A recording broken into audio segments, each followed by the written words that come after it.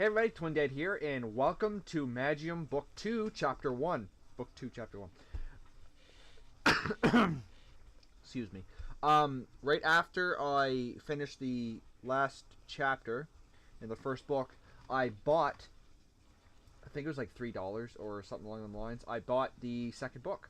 I didn't want to go back with the ads, and the person who made this game did a really good job, and I really enjoyed the reading. Also, I'm not a English major, so if there is anything wrong, I have no idea, but it looks really good to me. So here we go. Chapter 1, Book 2, and I am pumped. Our first objectives, Hadric asked. Did I hear him right? That's right, you heard me, Golmik, the Gnome King says, as if he were responding to Hadric's question. I am now going to announce the objectives of the tournament's first round. So you'd better pay attention, because I'm not planning on repeating myself. Are you ready? Golmik makes a short pause before he continues. Very well then, he says. Your first objectives are as follows. You'll need to each find a glowing pine cone and bring it to the city of Gallowmere. Glowing pine cones grow only when on the continent of Varathia, so most of you may not know much about them, but they basically look just like regular pine cones, except they start glowing brightly when you take them in your hand.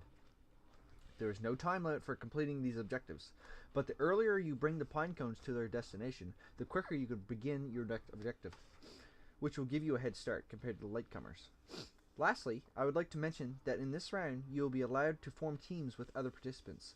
A team can have as many members as you want, and if you confirm that you are a part of the same team when you reach Galmir, you will pass the first round together, as long as you have at least one pine cone with you. That will be all for now. Good luck. What? Hadric shouts. He can't be serious. How can they even call this a mage tournament with objectives like that? What's next? Are they going to tell us to go pick some flowers? Maybe you need to use magic to find the pine cones, Rose suggests. I'm an herbalist, but I've never heard of glowing pine cones before. Oh, I almost forgot something very important, Golmik says. Darren, Healer in Armor, and all the members of his group are to present themselves at the gates of the royal castle of Thelius in exactly 5 hours.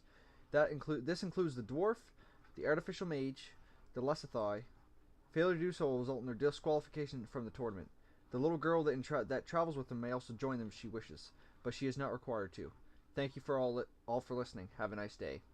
Ooh, this is getting interesting. The gnome then presses a button, and the transmission gets interrupted, while the holographic screens in the air start to disappear slowly, one by one. Wait, how did he know that Barry was a Lesathai? Hadric says. Did Barry himself only find out about this recently? The fact that the King of Thelius knew both about Barry's and Kate's true identity strongly suggests that he's been keeping an eye on us for a while, Iluna says. He must have spies that inform him of everything that goes on in his kingdom. I wouldn't be too surprised if he knew about my existence as well. Ah, crap, Hadric says. If that's the case, then maybe he also knows about me being a giant. Maybe they're calling me to the castle to kick me out of the tournament.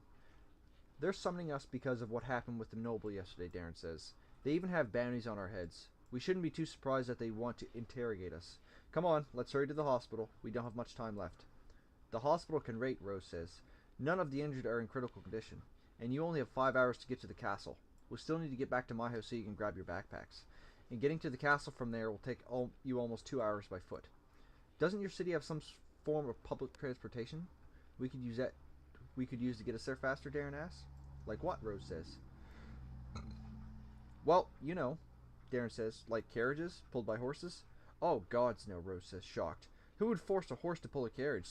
That would be even more horrible than animal hunting. Besides, the animals have left our city decades ago, when the hunts began. They are all living in the Golden Fox's domain now. Oh, right, Darren says. Animals could talk here. I forgot. Alright, let's get going. Then, as long as we keep a steady pace, we should be fine. Perhaps. Can I have a rackaback, please? Flower asks Hadric, as we start heading towards the mansion. Actually, I think I'd rather hold on to her for a little longer, if you don't mind, Hadric says. Well, okay, Flower says, but make sure you keep an eye on her. Don't worry, Hadric says, as he starts to spin the amulet again. I'll be sure to give her all the attention she needs. We all follow Rose and go back to the way we came. As we slowly begin to leave the slums behind us and enter the richer district that Rose's house is situated in. While we walked, Araka would occasionally start showering us with a variety of insults and threats, as Hadric ignored her and kept spinning her amulet despite her never-ending complaints. Will you shut her up, Darren says after a while. I've already had enough of Araka to last me for a week. I don't need to hear her constantly yammering the entire trip. Oh, right. Sorry, Hadric says as he closes the amulet and then continues to spin the chain. Araka's shouting is still audible, but it's much more of a mild annoyance now that the noise has become muffled.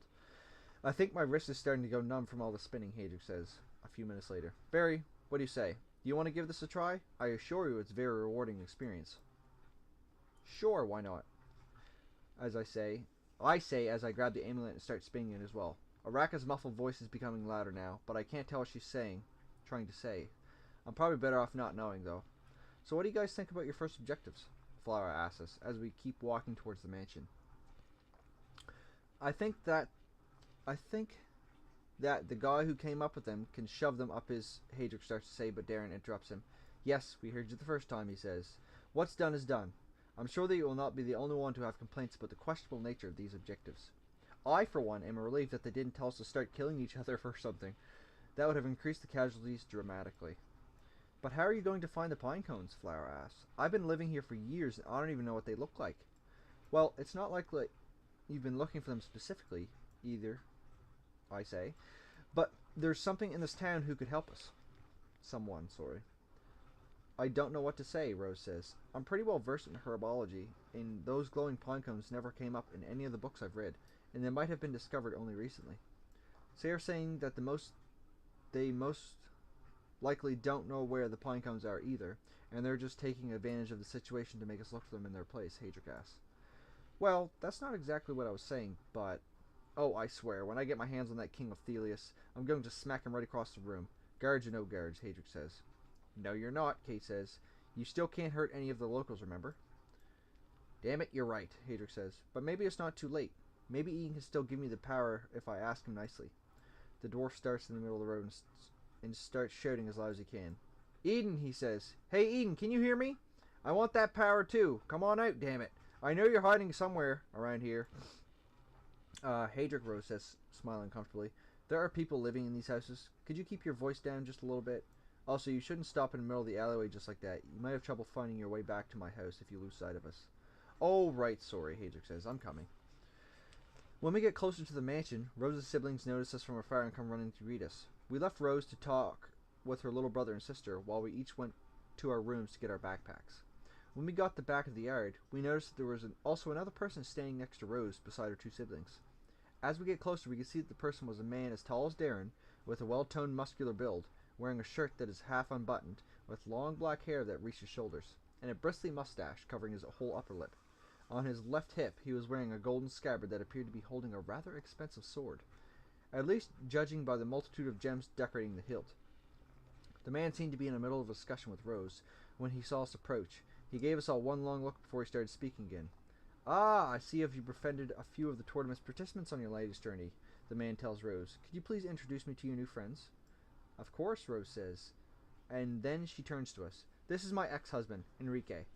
He was just telling me what Susie and Kevin had been up to for these past few weeks, since he's been checking up on them every now and then while I've been away. Rose now turns to Enrique, as she introduces us to him, one by one. Enrique, she says, these are my friends who have helped me get back home safely, and who have saved my life countless times in the past. From right to left, we have Flower, Aluna, Kate, Barry, Darren, and Hadric. Wait, why did you tell me two names while you were pointing out the little girl, Enrique asks. Oh, it's a little complicated, Rose says. You see, Flower is the girl's name, and Aluna is a banshee that lives within her, and they're both sharing the same body, but they are very good friends. A girl and a banshee, living peacefully in the same body, Enrique says, surprised. Now that's something you don't see every day. He then goes to Darren and shakes his hand. You must be Rose's new lover, Enrique tells Darren. Take good care of her, my friend. She's an extraordinary woman.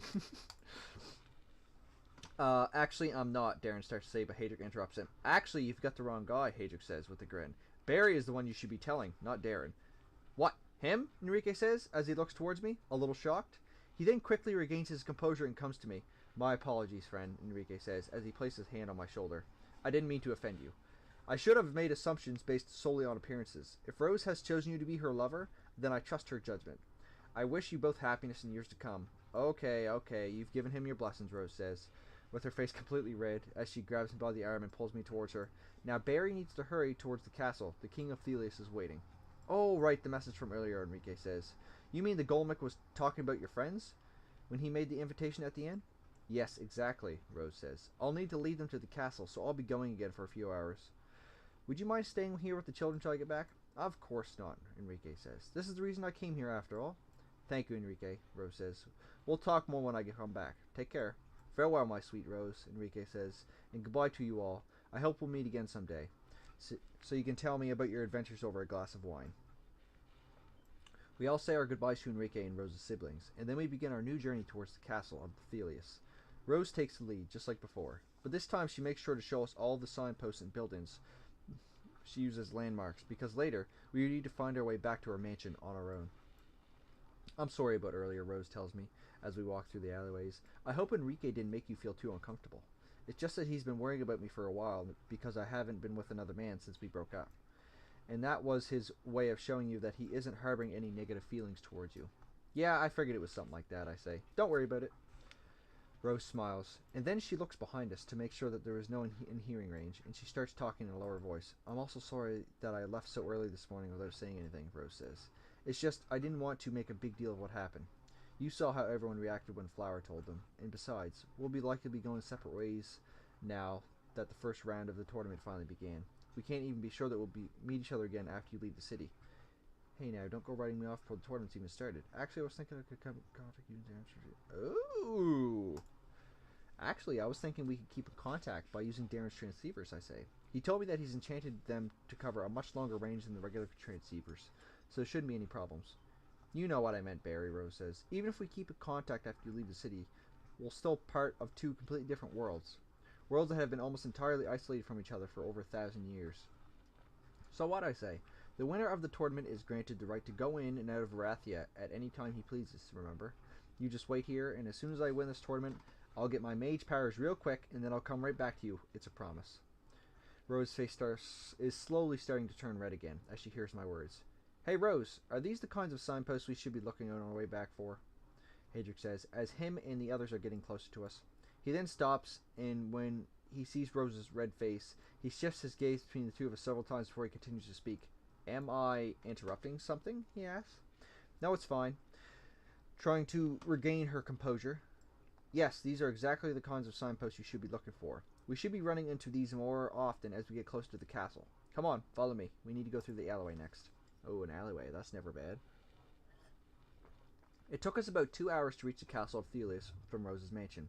Given that we arrived at our destination in plenty of time to spare, we took our time in saying our goodbye to Rose. I bet you did, Barry. I bet you did. Okay, Rose says, after Kate is done hugging her. Enough with the goodbyes. You're only going to a meeting. It's not like we'll never see each other again. Remember to keep the transceiver I gave you close to you at all times, Darren tells Rose. If things get ugly, we are unable to come back, we'll give you a call. There goes Darren again with his usual optimism. Rose says, smiling. I'm sure you'll be fine. The king just wants to have a talk with you. That's all. Otherwise he would have sent an arrest warrant, not an invitation. Let's hope you're right, Darren says. Well, the entranceway is that way, Rose says. I think we've spent enough time standing around in front of the castle. Remember, while you're away, I'm planning to cook a meal that will put Flower's magic to shame, so don't be late. Wouldn't miss it for the world, I say. Rose smiles and she turns away, while we do the same, and start heading towards the big gate in front of us. As we approach the entrance, Darren signals the guards to let us through, and once they confirm our identities, they open the doors, we all step inside slowly as the gate slams shut behind us. This is getting interesting. There's something odd about this castle. I noticed it even before we went inside. The castle's windows look as if they were supposed to have precious gems encrusted on their frames, but the gems are all missing. It also seems as if several decorations have been ripped off from the towers. The castle's interior looks even worse. The hallways are completely empty, there are no paintings on the walls, no carpets on the ground, and no vases on the tables. The place looks more like a dungeon than a castle, and there aren't even any guards patrolling the hallways. I'm almost starting to wonder if we didn't somehow end up in the wrong place. This feels like the Ogre Fort all over again, Hadric says, as he opens Araka's amulet. Hey you, Araka, are you sensing any guards hiding invisibly around here? Answer me. Araka makes no sound, acting as if she weren't hearing a word that Hadric was saying. Giving me the silent treatment, eh? Hadric says with a grin. Suddenly, Kate freezes the whole area around us, making sure as if we're inside some frozen palace from a fairy tale. The area is clear, Kate says. There is no one surrounding us. Great, Darren says. Now unfreeze the damn hallway before anyone sees. Before Darren got to finish his sentence, a door in front of us opened slightly, and a man that appeared to be some kind of servant from the castle stuck his head out. The king will, the man starts to say, but he suddenly stops talking due to the shock of seeing the whole hallway completely frozen. After a few seconds, the man starts talking again, choosing to act as if nothing happened. The king will be notified of your arrival shortly, the servant says. Please wait in this hallway until the time of your scheduled appointment. He then closes the door without saying another word. Well, you heard the man, Flower says. We still have plenty of time left until the meeting. Let's go exploring. What are you talking about, Darren says. He told us to wait here. And Kate still needs to unfreeze the hallway before anyone else sees this. I can't unfreeze it, Kate says. It will melt on its own in a few hours. We don't have a few hours, Darren says. If the king sees this, he'll have our heads. Relax, Hadric says. What's the worst that could happen? Good gods, man, Darren says, exasperated. Isn't there anything that ever sets you off? All of a sudden, the whole area around us gets covered in flames, and all of the ice quickly melts into water, which then almost immediately evaporates into thin air. The flames then disappear as quickly as they appeared, leaving the hallway in the same state as it was when we first came in. There, Flower says. I took care of it. Now, does anyone want to go exploring? Sure. Sure, I'll go. Perfect, Flower says. Follow me. Oh, come on, Darren says. What are we supposed to tell the servant guy if he comes back and asks for you? Tell him we'll be right back, I say, and then give me a call through the transceiver. Darren shakes his head in disapproval, but he doesn't say anything else. I go catch up to Flower, who seems to have stopped in front of a wall not far from our original position. After looking at the wall from different angles, the girl starts knocking on the bricks, one by one, as if she were looking for something. Is there anything special about this wall, I ask her. Shush, I'm trying to listen, Flower says, as she continues to knock on the bricks. After a few more seconds, the girl finally seems to have found what she was looking for. As she starts to pull on one of the bricks out of the wall with both her hands, as she puts the brick down, I see inside the hole left in the wall, there is a small wooden lever. Wow, you sure know your stuff, I tell Flower. Of course, Flower says. Me and Petal have been through dozens of ruins with hidden passages before. It's sort of a hobby. Less of a hobby and more of a tendency to get into mortal peril on a weekly basis, Luna says, as the girl's eyes turn bright blue again. I got it, Flower says, as she pulls the wooden lever. As soon as she releases the lever, the bricks surrounding it start to get pushed inside the wall, making way for us to pass to the other side. We both go beyond the wall and enter a small dark room that has a stone pedestal in the middle of it. Upon closer examination, it seems that there is something writing on top of the pedestal. Oh, I'm going to need my ancient reading or whatever. But it's too dark to make out what it says. Flower makes a small orb of fire which she sends floating above the pedestal so I can read the writing on it. Now that I get a clear look at it, it appears that the text is written in common language. Oh, good. What does it say? Flower asks. It says, place your palm on the pedestal if you like discovering secrets. Oh, come on. Oh, I love discovering secrets, Flower says, as she quickly places her palm on the stone pedestal. This isn't going to end well. Suddenly, the hole appears at the base of the pedestal, and the two small objects get thrown out of it. As I reach to get them, the hole closes itself back up again. Getting a closer look at the two items, I see that one of them is a piece of a puzzle, while the other one is a small parchment. I hold the parchment in my hand so that both me and Flower can see what's written on it. As I read the text on the parchment, I notice that it is written in common language as well, in that it says, find all the pieces of the puzzle, and I will share with you my greatest secret. I've left one of these in each of the buildings I've designed. The parchment is then simply signed the building's architect. Hey, this sounds like fun, Flower says. I want this too. She puts her palm on the pedestal again, but this time nothing happens. It doesn't let me get another one, Flower says. Barry, you try it. Hey, Barry, can you hear me? I hear Darren's voice coming through the transceiver. Yeah, I hear you, I say as I grab the transceiver in my right hand. Flower frowns at me for ignoring her, and she takes my left hand herself, placing it on the pedestal. Just like before, the base of the pedestal opens up and throws out another puzzle piece on the parchment. Flower takes both items and puts them in her pocket. The castle servant's back, Darren says. He said the king will see us now. Hurry up and get back here, will you? Yeah, we're on our way, I say. As we make our way out of the dark room behind the wall, Flower pulls on the lever again, and the bricks go back into the original position. She then grabs the brick off the ground and carefully places it back into the wall. We wouldn't want anyone else to discover the secret before us, would we, Barry? Flower says with a smile. I suppose not, I say, as we start to head back to where everyone else was waiting for us. Well, Darren says when we reach him. Did you find what you're looking for? Yep, Flower says with a cheerful smile. Spectacular, Darren says. Now let's get moving. We open the doors that the castle servant used earlier, and we enter a long, empty hallway that seems to lead directly to the throne room. Before opening the last set of doors, Darren looks at each of us in turn to confirm that we are ready, and then we all step inside the throne room one by one. The throne room looks just as empty as every other part of the castle, except there is a long, narrow red carpet leading to the throne on the opposite side of the chamber, where the king is currently sitting. Standing beside him, we can see that the servant from before. On the other side, an old man that I do not recognize, but who appears to be rather important, at least by judging by his expensive clothing. The gnome is now dressed in more kingly manner than when he made his last appearance, having a golden crown on his head and a red mantle on his shoulders. When we arrive in front of him, he greets us courteously. "Welcome, friends," Golmuk says. "Please make yourselves at home. I'm sorry for the lack of chairs, but I've been told repeatedly that it would not be fitting for ordinary people to be seated in the presence of a king." "Skip the formalities, King Athelius," the important-looking man says. "This isn't the time and place to observe proper etiquette." Now, Ambassador," Golmuk says. "Proper etiquette is always important, lest we descend into barbarism." "You speak to me of barbarism, when the people standing before us are proven murderers?" the ambassador says. "I did not come here to hear your lectures. I came here in the name of the King of Olendor, in order to make sure that the murderers of His Majesty's brother are rightfully punished." "Murderers they may be," Golmuk says, "but they are also our esteemed guests, and I would like to at least hear their reasons before deciding their punishment." He then turns to us. "What you say, brave warriors?" the gnome says. "What was the reason for killing the Earl of Olendor?"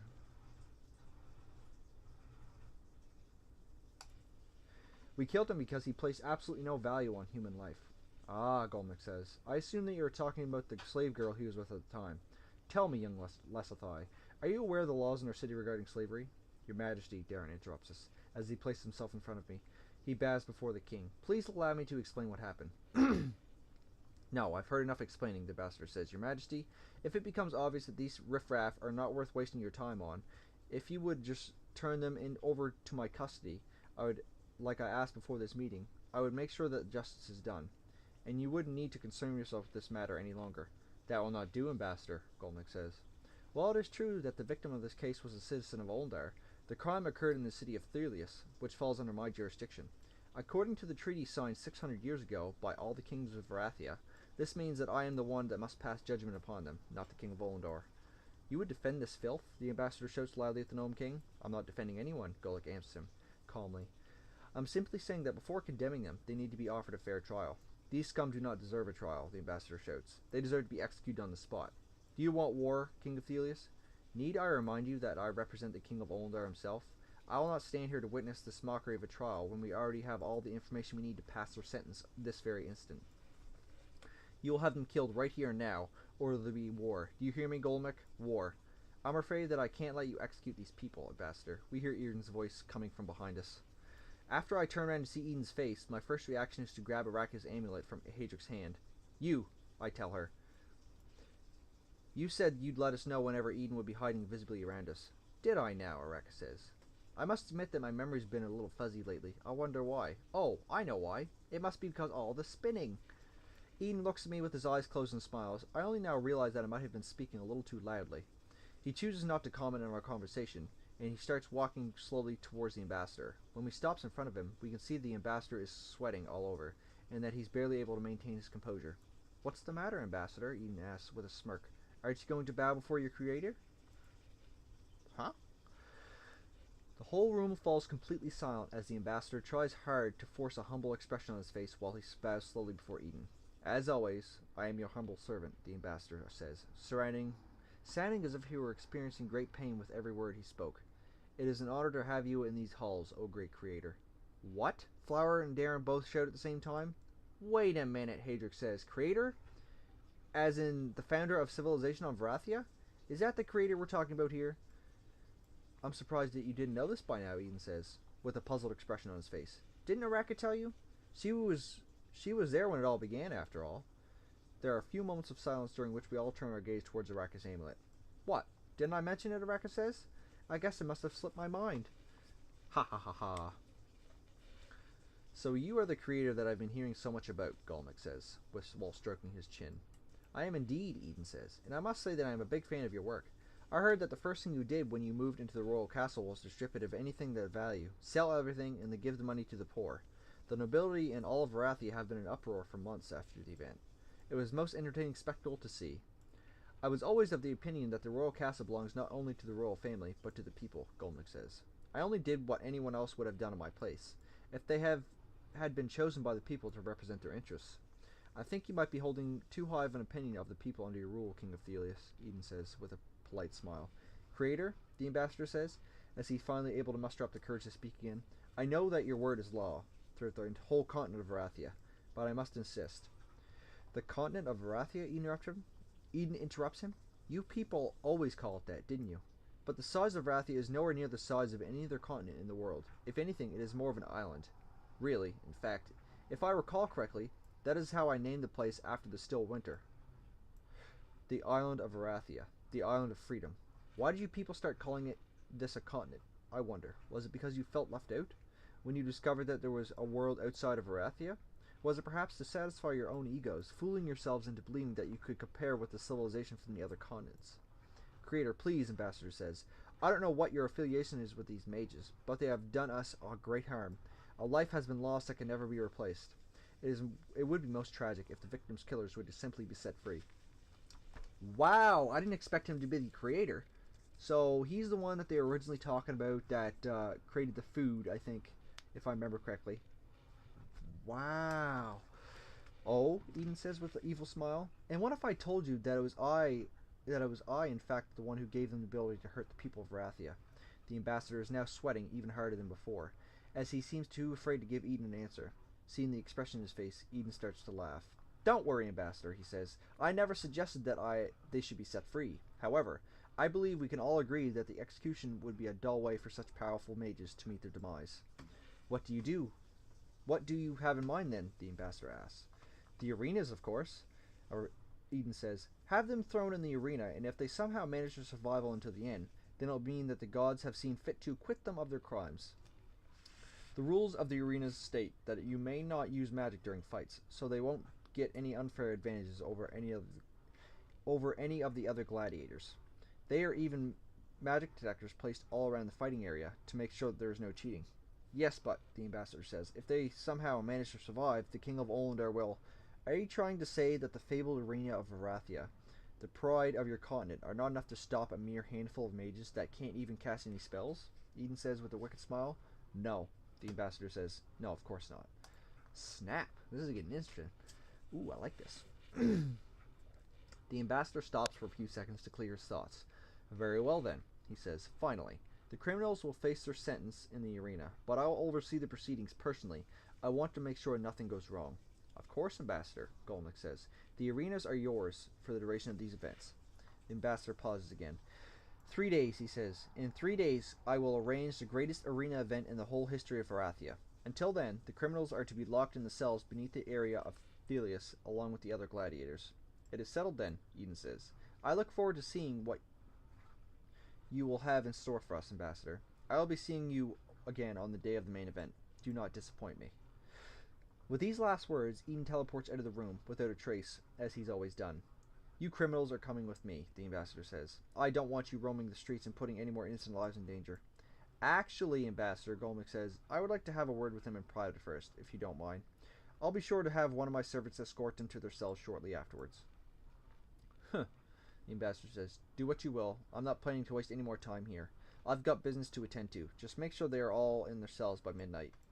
The ambassador then walks away from us and out of the room, slamming the door shut behind him on his way out. All right then, Golmick says, as he gets up from his throne. Follow me. I'd rather not have a discussion in this dull place. I'm going to lead you to my real castle, where we can talk our heart's content, until it is time to lead you to the arena. What makes you think real castle? How many castles do you have in this place anyways? Okay, let's do that. So what exactly are these events that we need to win in order to be set free? The only thing I can say for sure is that it's going to be a series of battles involving other gladiators and possibly some monsters, Golnick says. Other than that, it could be anyone's guess.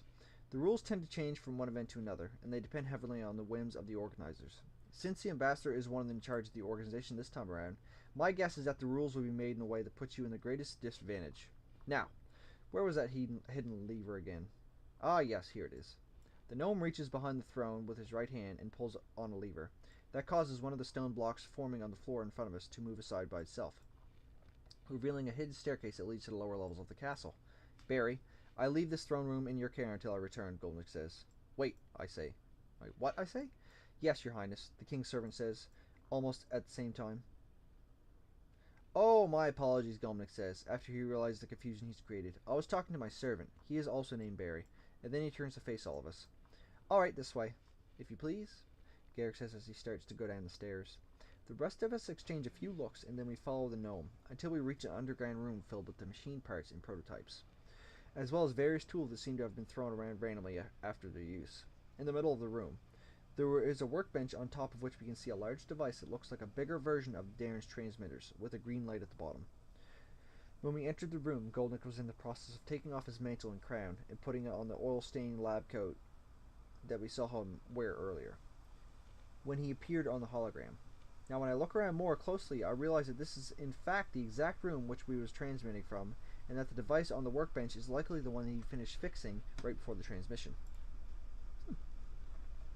Welcome to my castle inside my castle, Gomnick says. I found this secret room shortly after moving in here, and I quickly decided to take advantage of the large unused space in order to set up my new workshop. I haven't really been tinkering with devices as often as I would have liked since I became king, but I find this place always relaxes me after a heated discussion such as the one I had with the ambassador earlier. You said that you had something you wanted to discuss with us in private, Darren says. Yes, I did, Gomnick says. Let's start with your giant friend over there, who is currently shapeshifting into a dwarf. Damn it, Harry just says. I should have known that this is all too good to be true. Is this part where you kicked me out of the tournament? Of course not, Gomnick says. The rules of the tournament never explicitly stated that giants were not allowed in the tournament. We only avoided inviting giants to this contest because of the overwhelming advantage you would have from both your size and your strength. However, given that you have willingly shrunk yourselves down to the size of a dwarf, we have decided to make an exception in your case. You will be permitted to participate in this tournament, as long as you do not shapeshift yourself into anything bigger than what would have normally been possible for a dwarf. And also, since you seem to be also so fond of your dwarf form, and this is how you will present yourself to all other participants from now on. I don't want any other mages finding out that you are in fact a giant. Are we clear? As clear as can be, Hedrick says, grinning happily. Well, in that case, you are free to go, Gomnick says. I have no longer any business to discuss with you. You mean I'm free to go to the arena, or... No, you are free to carry on with the first round of the tournament, Gomnick says. Unlike your friends, you are not present at the scene of the crime, so there is no reason for us to incarcerate you. There is no need for you to go into the arena. The hell there isn't, Hedrick says. Do you think I came all the way down here to go looking for pine cones? I came here to fight, damn it. I swear, if you don't let me fight in this arena, I'm going to start thrashing the whole neighborhood until your guys have thrown me in themselves. Well, if you insist, then I can write a letter of admission for you, which you can give to the guards at the arena's entrance, Gomnick says. They'll be sure to let you in once they see the royal seal. Perfect, Hedrick says. Much obliged. Should I also be writing a letter for the girl and the Banshee over there, Gomnick says, as he looks towards Flower. Well, Flower starts to say, but Luna interrupts her. No, we're fine, she says, as the girl's eyes turn blue. We'll watch the show from the spectator seats. Very well, Gomnick says. Then I'll be sure to provide you with a ticket. I see you've done your homework, Hedrick says. I didn't think you also knew about Luna. My spies have been instructed to be extra vigilant when it comes to mages from other continents, Gomnick says. They've been keeping a close eye on you ever since you entered the city. Does this mean that they are also watching us when we attack the noble? Darren says. Yes, Gomnick says. This is the second reason why I wanted to speak to you in private. First of all, I would like to offer you an apology. I imagine that the scene you witnessed that day must have been quite shocking for outsiders themselves. like yourselves. You don't sound like you approve of what's happening to the slave girl, Kate says. I do not. Gomnick says. I personally find that our way society treats slaves is sickening, and that we're all responsible in a way for allowing the system to continue. I myself am not much better than my predecessors, because I've barely done anything conclusive to address the problem since I moved in this castle. But why? Darren asks. Why haven't you done anything? You are the king. You could do so much to help these people. Look up there, Gomnick says, as he points towards a metal device hanging from the ceiling. What about it? Darren asks, as he gives the device a cursory glance. What you see over there is an invention of my own making, with the sole purpose of blocking communication towards the outside, Gomnick says. I installed it here shortly after my arrival to the castle. You're saying that someone could be trying to listen in our conversation, I say? Oh, they're most certainly trying, Gomnick says. You might not have noticed, but the room above us is littered with dozens of hidden devices made for spying on conversations. Make no mistake, I am not the only person with an information network in this city, and the control I have over my kingdom is in fact a lot more limited than you might think. And who are these people that are keeping tabs on you, exactly? Hedrick asks. The other kings? Yes, in a way, Golnick says. The ones in charge are keeping The ones in charge of keeping an eye on me are a group of Lesthai who are allies with the other kings, but who work independently. They control a vast underground network of spies and assassins who rival my own, and their purpose is to make sure that I don't take too many initiatives that might endanger the future of Varathia. If I try to take a decision as bold as freeing all the slaves in my city, I may well get assassinated even before I manage to sign the decree. So you're saying you're just going to stand here and do nothing, Darren asks? Not at all, Gilnick says. In fact, I've been working for years to improve our relations with the animal kingdom for this exact purpose. Their territories have been getting smaller and smaller due to the increasing number of monster attacks in recent years. So their negotiators have been becoming a little less rigid lately. I promised to provide them shelter within our walls, on the condition they help us clear the Lesthai threat from our city. I will have a meeting in this very room with one of the representatives of the animal kingdom in a few days, where we will discuss the exact topic. If anything goes well, it is very likely that we'll be reaching the agreement in the next few months. So you're saying you're trying to say here, so what you're trying to say here is that you've got everything under control and that we should no longer interfere, Hadric says. Yes, exactly, Golnick says. I wanted to make sure that you were aware of the whole situation, in case you'd be tempted to do something rash again.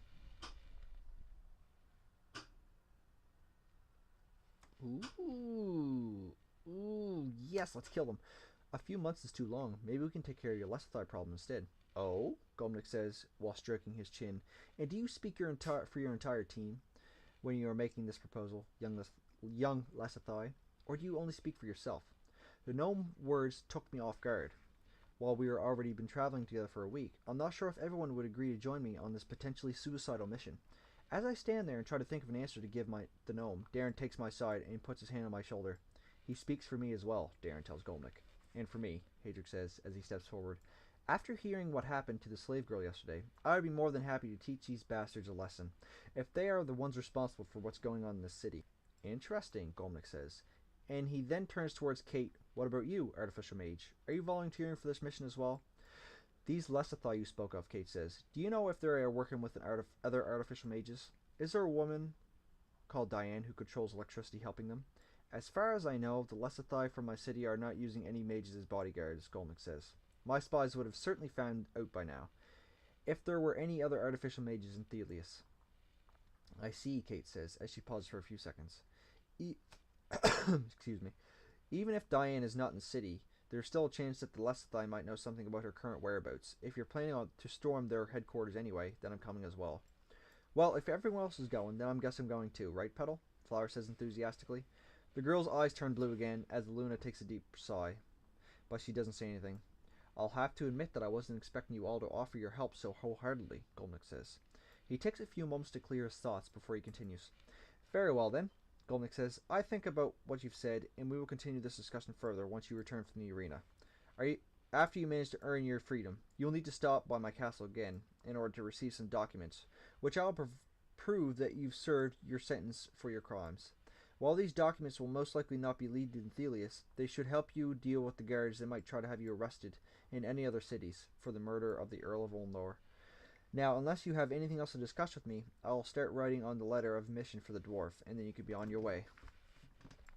Once he's done talking, Golnick writes a few words on the piece of paper, stamps his seal on the letter, and then gives it to Hadric, so he can show it to the guards at the arena. Just as we turn to leave, the gnome suddenly remembers that he forgot to tell something. Excuse me. Oh, and one last thing, Golnick says. I believe this should go without saying, but I will mention it, nonetheless. You should never talk about anything we've discussed in this room as long as you are inside the city, not even amongst yourselves. You never know when someone might be listening. I called you in the secure room to chat privately because I felt I could trust you with this information. I hope that you will not betray my trust. Of course not, Darren says, as we will take care. Very well then, Golnick says. In this case, I wish you luck in the arena, and may the gods be with you. May they watch over us all, Darren says. After we finished our discussion with Golnick, we said our goodbyes to the gnome, and we left him to work on his devices. While we started to climb up the narrow stairs, one by one, when we reached the throne room, the king's servant was already waiting for us at the top of the stairs. This way, if you please, the servant says as he starts walking towards the exit. Make sure you follow me closely so you won't get lost. Don't worry, Barry, we're right behind you, Hadric says, and then he grins at me widely. Isn't that right, Barry? Oh, shut up, I tell him as we start to follow the servant out of the room. and towards the new prison. Towards our new prison, sorry. Well, that was interesting. I really enjoyed that. I did not expect at all that Eden was the creator. But that was fun. I'm really getting this is great. I really hope it continues to be this interesting, and honestly, I hope he just continues to write it, because you could probably go forever with this. Like, he did a whole, I think it's a he. The creator did a whole book, one book, 11 chapters, without even starting the tournament, and we just started the tournament now. He could write pages and pages and pages for just a couple days. It's fantastic. Proceed to book 2. All right. Well, wait a sec. The second chapter is now available. Warning: starting the second chapter. There's a third book? Starting the second chapter, ads will begin displayed in the second book. This will happen even if you pay to remove the ads on the first book. If you want to pay to remove the ads in the second book, you can do so by tapping the corresponding button. This will also unlock the third book. The third Magium book will also be unlocked by completing a certain amount. Oh, okay. I'm probably going to do that, actually, because I don't want to put you guys through ads for no reason. So it's probably only $3 like last time, so I'll probably end up doing that. But anyway, thank you all for watching, and I will see you in my next video. Bye.